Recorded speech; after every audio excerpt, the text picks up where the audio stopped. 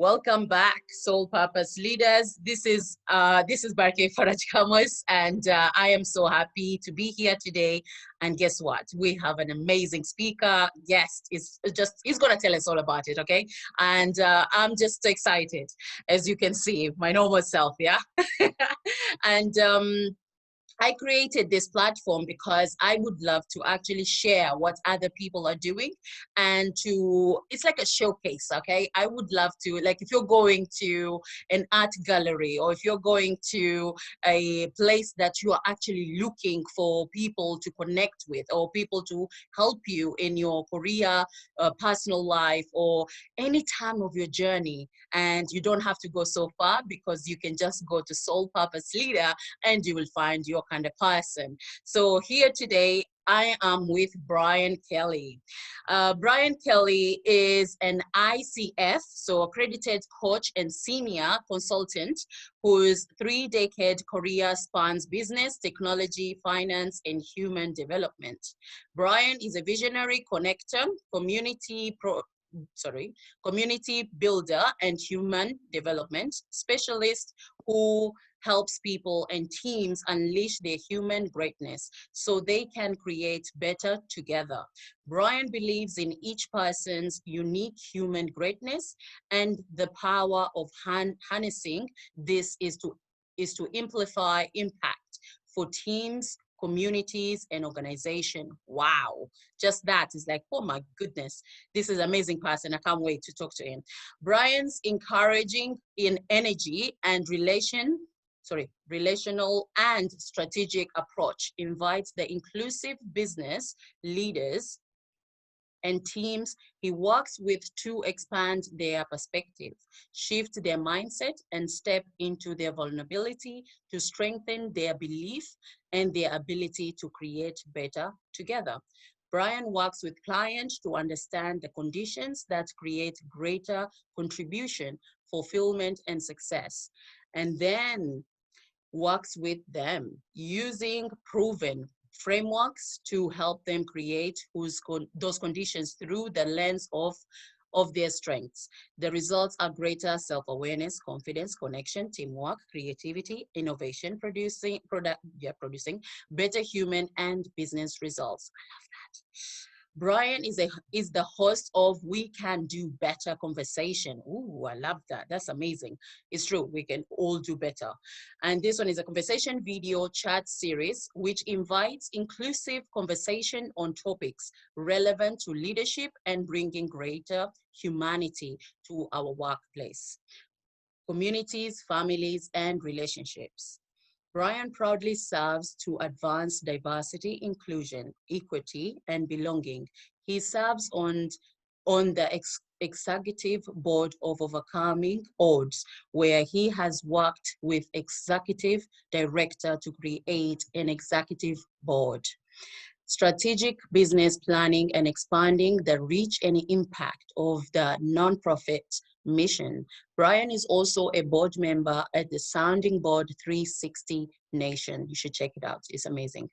Nation, which serves to elevate voices, expand perspective, and advance humanity through intentional, meaningful action that create better for all.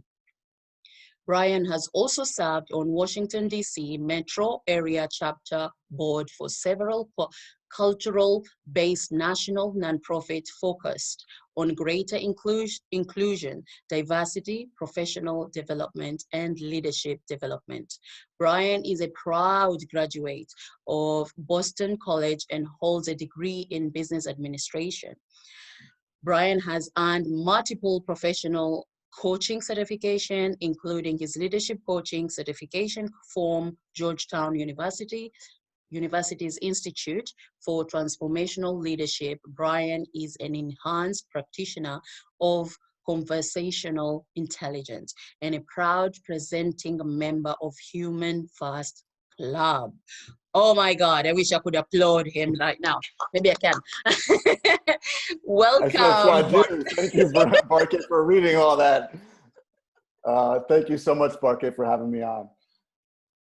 You're welcome. And I am so excited and I'm so, so happy. So please, Brian Kelly, tell us, when did your passion, or I would say, when did all of this started?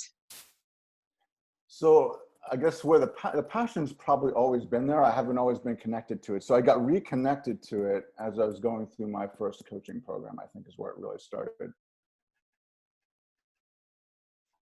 I was going through the coaching program at Georgetown, and I was struggling a little bit with applying the learning. And I was wondering, I had to figure out what was getting in the way of me becoming the coach I wanted. Mm. Hey, I was struggling with something's getting in the way. And I needed to kind of make a choice. And so as I went through the process of determining what that was, it was actually my relationship with vulnerability that was getting in the way. Okay. This notion that vulnerability is weakness. And in order for me to be an effective and authentic coach, I was going to need to bring my or invite my clients into being more vulnerable so they connect with their people so they can lead more effectively. And so what ended up happening was I did go through that process, deep internal process, to kind of figure out what was going on internally with me. And I shifted and reframed to vulnerability means weakness, to vulnerability means strength. It's how we connect with one another. And so that opened up a lot of, it opened up me to being myself, right? And so the story I always tell is that this happened between the second to last set of classes and then the last set of classes. When I went back to the class for the first class of the final series, two classmates stopped me between the elevator and the classroom, which is about maybe 100 feet. And they said exactly the same thing. They said, "You look lighter." So they hadn't seen me in about a month, and my whole physical manifestation had changed. I haven't even said a word to them yet. And two different people said what they said, that you look lighter. And they weren't talking about my weight, as I said, they were talking about the physical manifestation. And so my story around getting connected to the passion, reconnected to my passion for developing people, unleashing human greatness, creating better together, that happened. It sort of got reignited in 2013 when I was going through the Georgetown program and went through this process.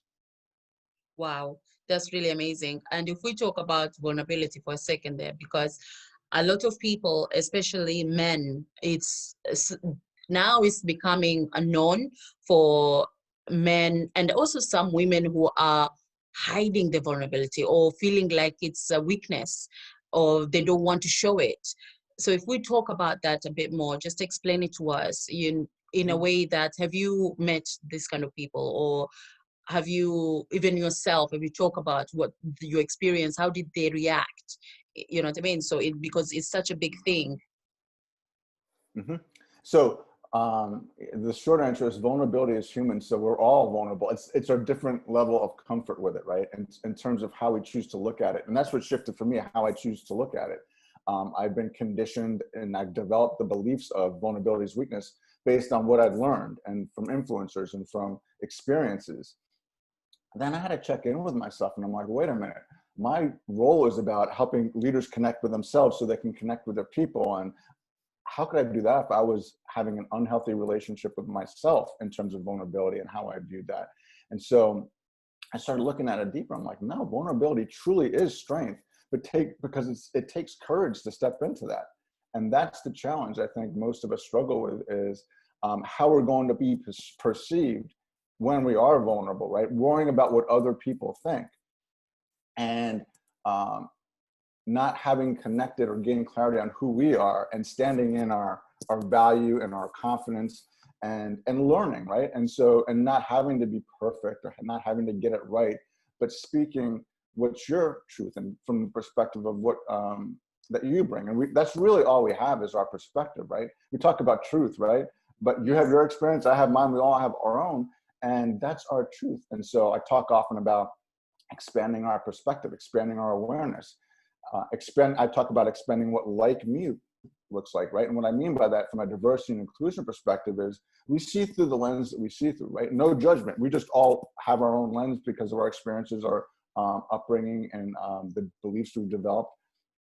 And then what if we could take that lens and kind of be open to seeing differently, seeing beyond just our lens and learning and being curious. And that's really what the work is all about, right? It's just about, hey, I don't know everything. I start from the position of I'm curious, and I really want to know about Barke and her history and her background and people that may be different. What if we just were curious about that instead of fearful of, binary? They're like me, good, I'm going to be okay. I'll feel comfortable with them. They're not like me, I'm not.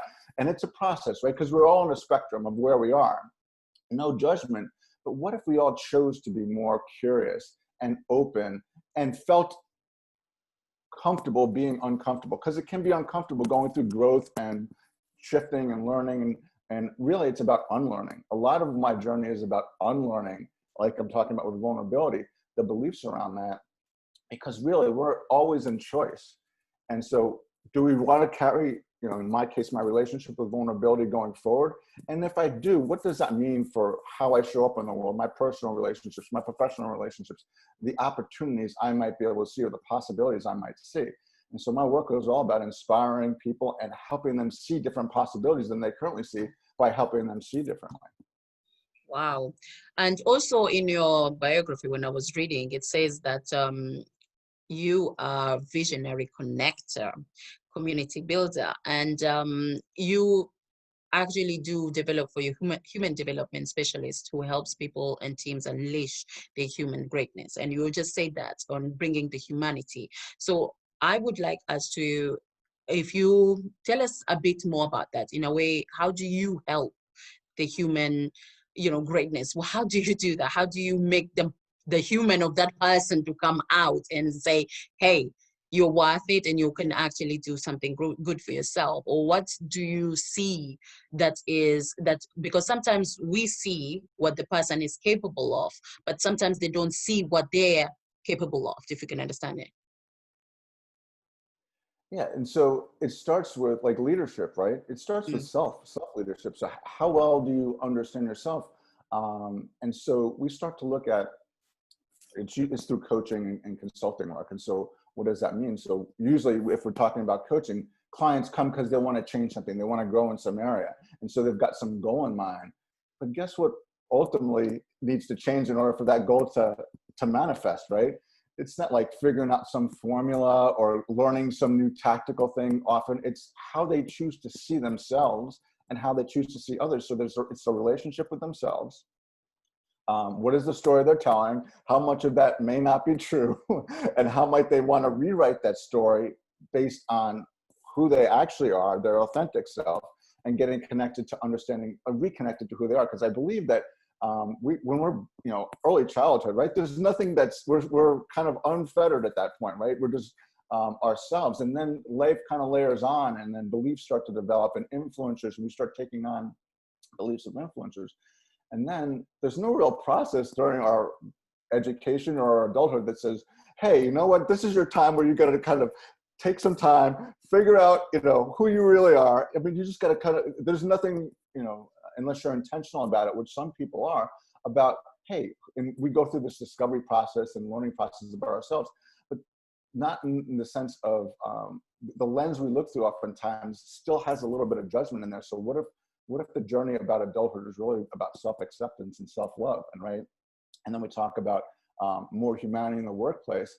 Well, how can we bring more humanity to the workplace, our communities, our families, our relationships, if we don't have it with ourselves?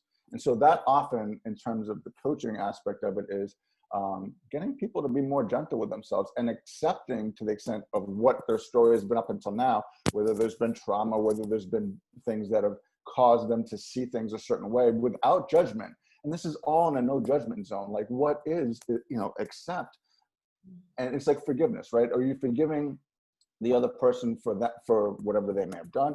You're really doing it for both of you. You're doing it for yourself, right? Because you're choosing not to hold on to something longer than is necessary, no matter what that might have been. And it's sort of like having grace with yourself in terms of, yes, what's happened to me now has happened to me. I've formed these beliefs. I may have done some things that I haven't been proud of, but you've got a choice right now to shift that. And so it starts with What is your relationship with yourself? What would you like it to be? How do we get from A to B? What is the goal? How does you being the way that you like to be help you get to your goal, right? Because think about it.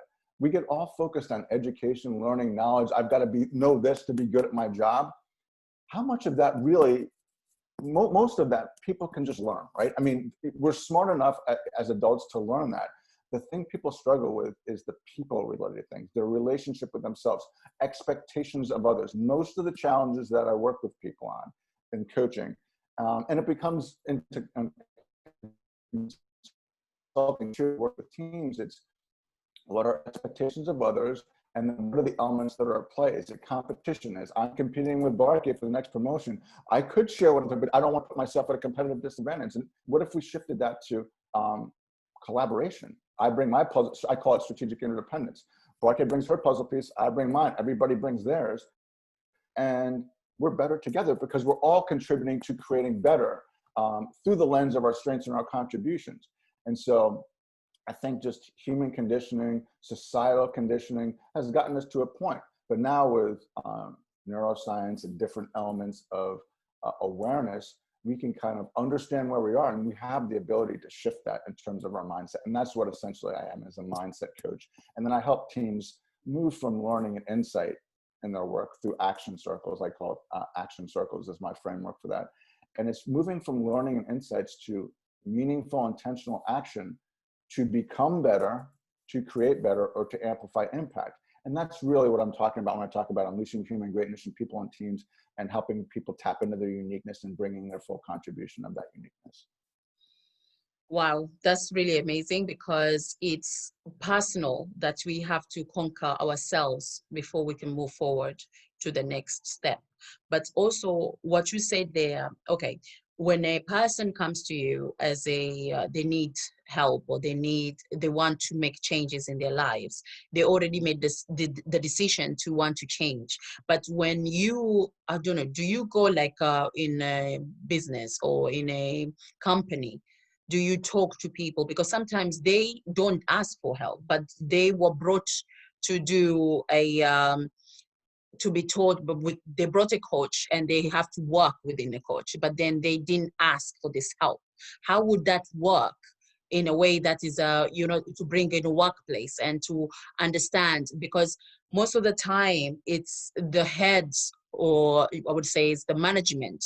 And how do you get those people on board and get them to be vulnerable, but also to understand what is important here? And so, like think about anything in life, right? When someone forces you to do something, how engaged are you? You're Right? not. Oh, Barker, you need to go get a coach. You're being told what to do, right? And so maybe Yes. maybe it's something you're excited about, maybe you're not. So people self-identify that they want to create a change and they want to come get support, get a partner in their growth process in terms of coaching. And same thing with consulting, right? We're trying to achieve better in some form, whether it's a business objective of some sort, better leadership, something along those lines. So there's already a need in every case, right? In some form or fashion. So my process is to understand what that need is. And it's often not the presenting need, right? So the presenting need might be, I want to become a better leader. Okay, well, what does that mean, right? And so I want to do this, I want to do that. I want to become, achieve this outcome. And so we start with sort of, where are you now? Meet yourself where you are. Where are you now? Without any judgment, right? If it's you're not where you want to be, but let's be clear about where you are now. Where do you want to be? Aspirational future. And then what are the things that are going to help you get there? And I work through the lens of strengths. So let's look at what you're uniquely strong at in terms of how you're wired, and how do we tap into that to create as you go through the process, and whatever the actions are, or the work that's to be done there is, for me, is I work through the lens of their strengths and the awareness of their weakness, but not the focus on their weakness, right? And so we tend to focus a lot on what we're lacking, scarcity in mindset. And my work is about tapping into what you're uniquely brilliant at, so that you can use that energy and performance and contribution to create better.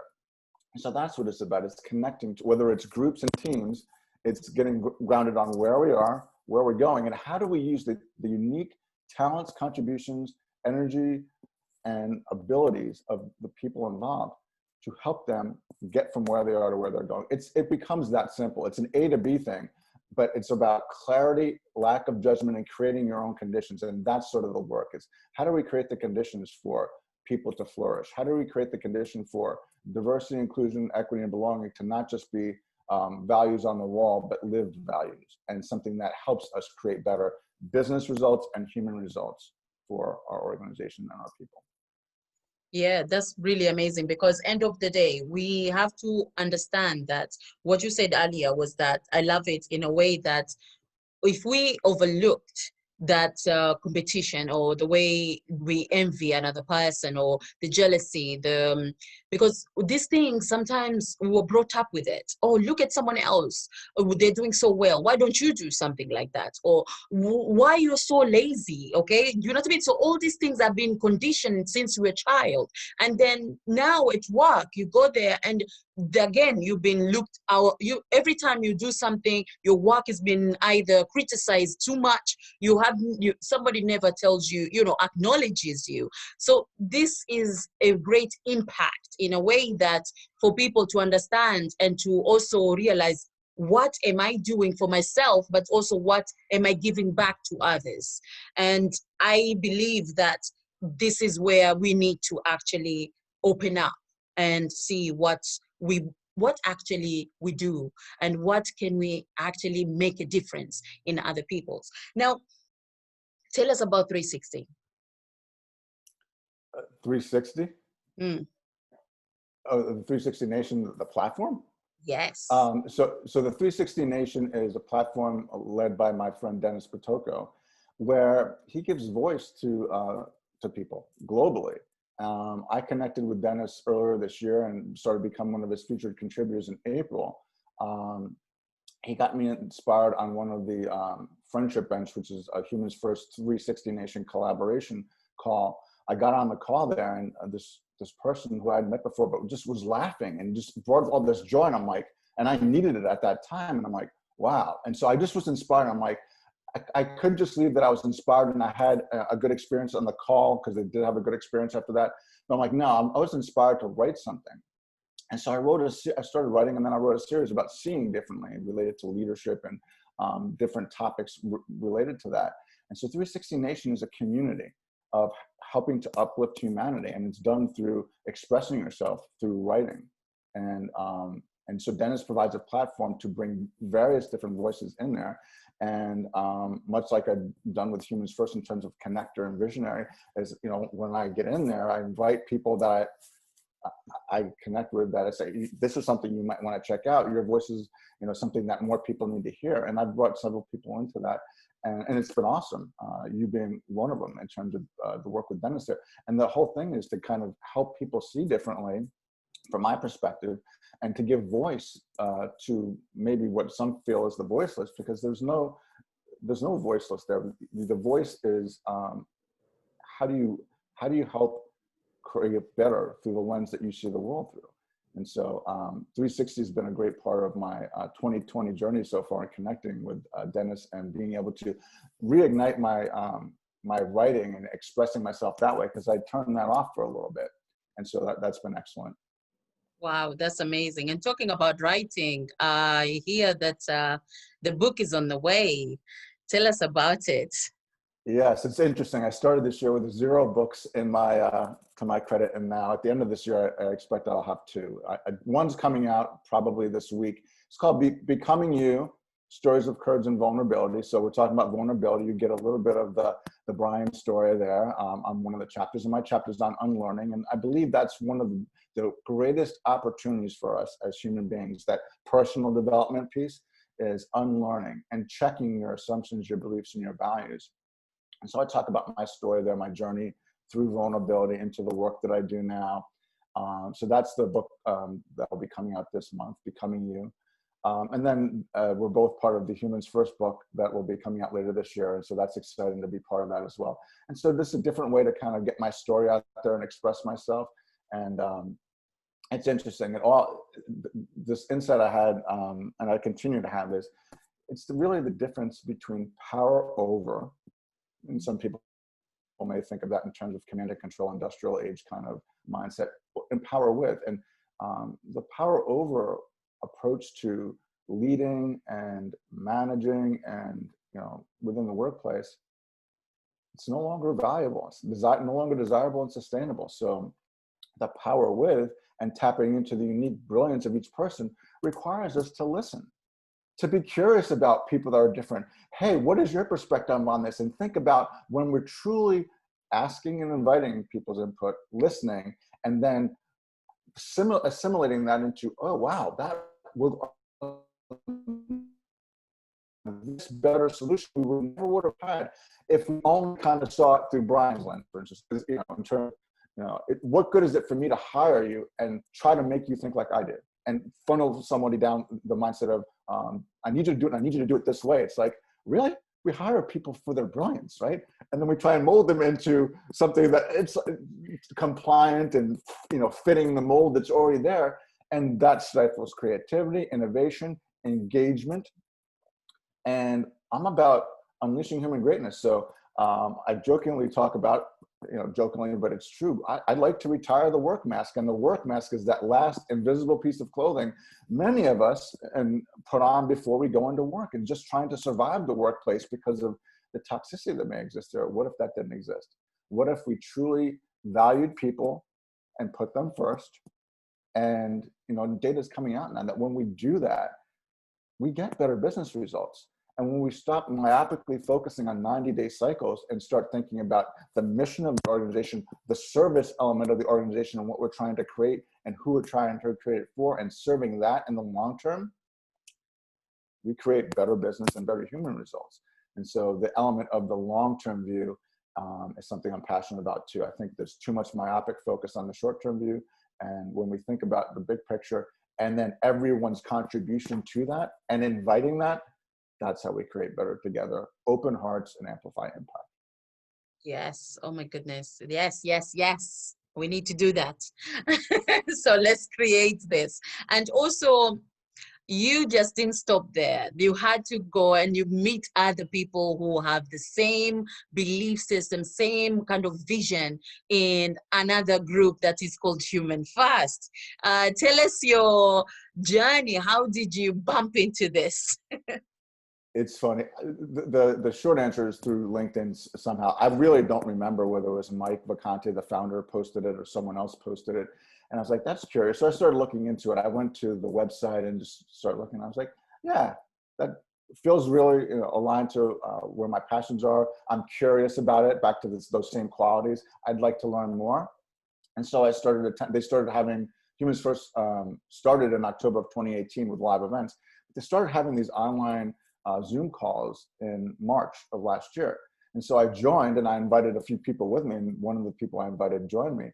And I've been going ever since in terms of the Humans First community. And it's not a business, it's a community, it's a club. Mike Vacante calls it the least exclusive club that you'll ever be part of, right? Because everybody's welcome in terms of you belong here. And we would talk about the things that we don't talk about in the workplace, the people on and stuff, bringing greater humanity to the workforce, love in the workplace, compassion for people, empathy, and how by modeling that and setting that as a value and living that as a value, we open people up to bring their full contribution.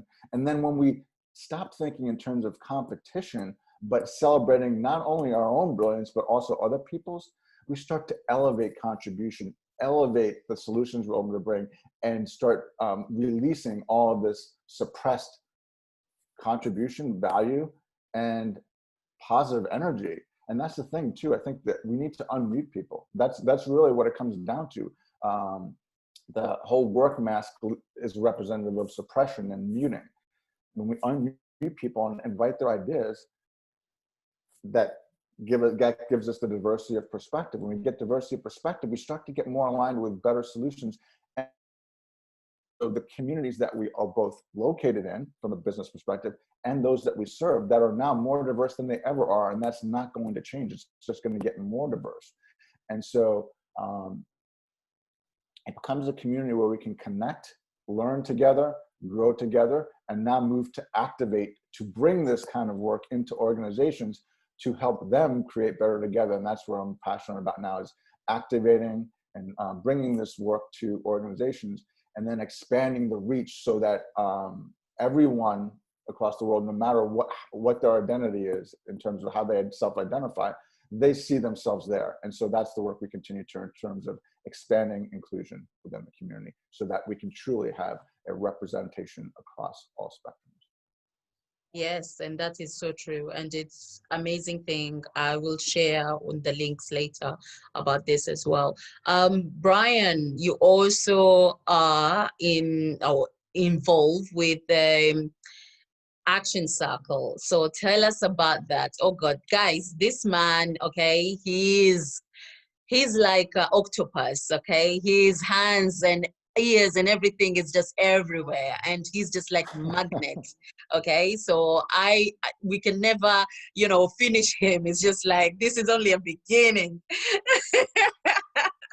So yeah, So this could be the first in the series, right? Okay, thank you for that. So the Action Circles. Action Circles was a program I developed earlier this year that helped. It's a team-based, cohort-based program that people can come together and both give and receive in terms of their personal development or professional development. It works with teams in terms of achieving team goals. And really what I do is I create the space. I just create the environment for people to be able to bring their full selves, to bring their full contribution, and to get diversity of perspectives in terms of support they might need within a community over a period of 8 weeks. Meet 5 times over the virtual via Zoom, but we build relationships, right? We help people better connect to themselves through the process we go through. And just like with the coaching I mentioned before, we start off with what are you looking to be different? What are your goals for being part of this? And it's usually something tangible, like I want to write a book, or I want to do an online course or something like that. And inevitably what happens is the same thing that happens in coaching, is the work on yourself comes up, the self-care. And so we go through a process like that, and then people, they build their relationships, they sustain their relationships. There's outside conversations that happen to foster relationships and collaborations. And we work towards uplifting each other as we also get contributions from others to kind of grow ourselves. And it's the dynamic of moving from learning and insights. And we have a learning catalyst that we typically kick it off with. When I do public sessions with what I call the action party, which is sort of a freebie that people can get introduced to it, I usually use the COVID experience because that's common to most people.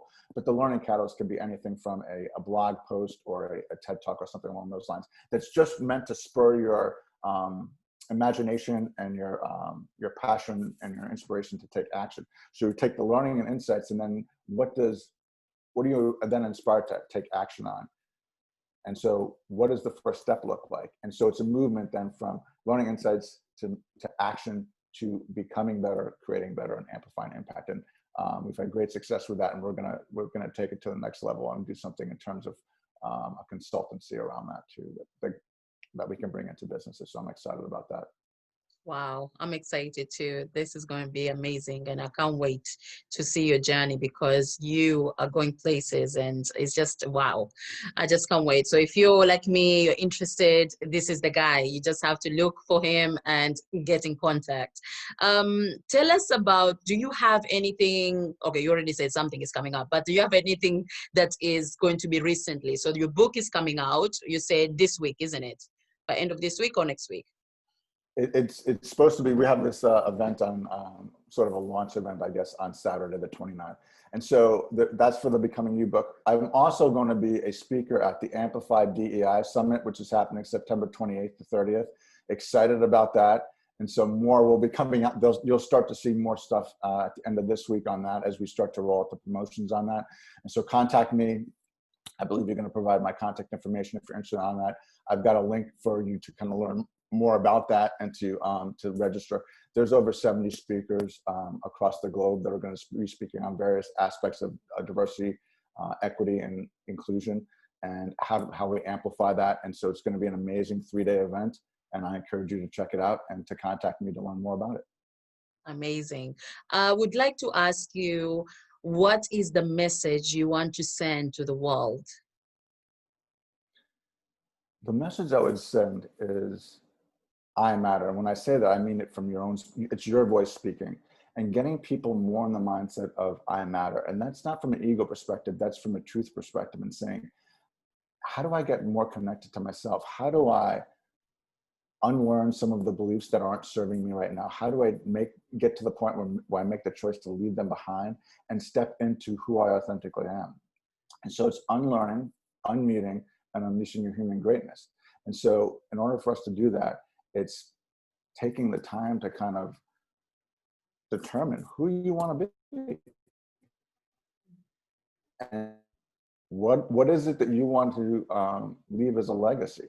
And so it took me a while to get connected to that, because I had lost connection with hope because of how I was showing up in the world. My relationship with vulnerability was compromising that. And so I would say, if you're finding yourself in that space, reach out for support. The reason I'm able to help people in the work I do is because I've been through my own version of that, right? And so it's okay to not be comfortable with vulnerability. How do you get more comfortable with it? And so it's inviting you to be comfortable with the uncomfortable as you continue on a growth pattern to become better and grow. And you're not alone. There's people around that, myself included, that want to help grow people and unleash their human greatness, because everybody's got something to contribute. Everybody has value. No matter what someone said to you, no matter what your experience has been until now, everyone's got value. And your starting point for shifting that is how you believe that about yourself. And so what are your beliefs about that? How do we get you to see your unique greatness, connect with it, and let's get to this point where we get to confidence through belief, and believing in who we are from a confidence perspective. And then how do we then help from that place of confidence others do the same and paying it forward? That's the thing too, is we can ignite belief when we start to model that through having gone through our own growth process and contributed through that. So that's what I would offer folks. And that is the best way to start with as well.